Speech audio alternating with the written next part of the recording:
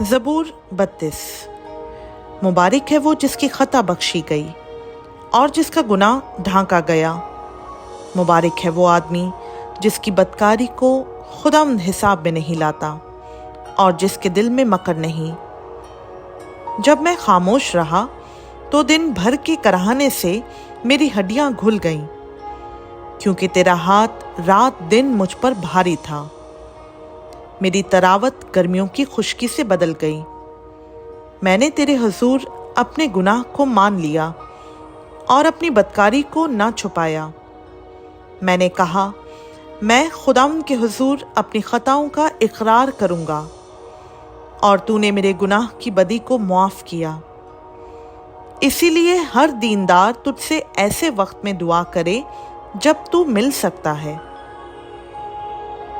یقیناً جب سیلاب آئے تو اس تک نہیں پہنچے گا۔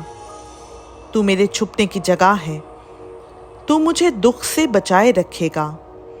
تو مجھے رہائی کے نغموں سے گھیر لے گا۔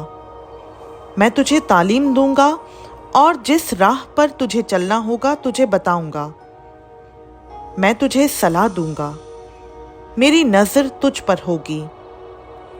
تم گھوڑے یا خچر کی مانند نہ بنو جن میں سمجھ نہیں، جن کو قابو میں رکھنے کا ساز دہانہ اور لگام ہے، ورنہ وہ تیرے پاس آنے کے بھی نہیں۔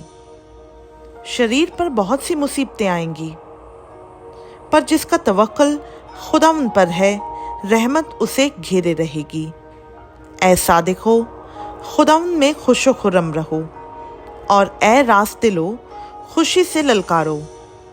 خداوند کا پاک کلام کا پڑھا، سنا، سمجھا اور قبول کیا جانا ہم سبوں کے لیے باعث برکت ہو۔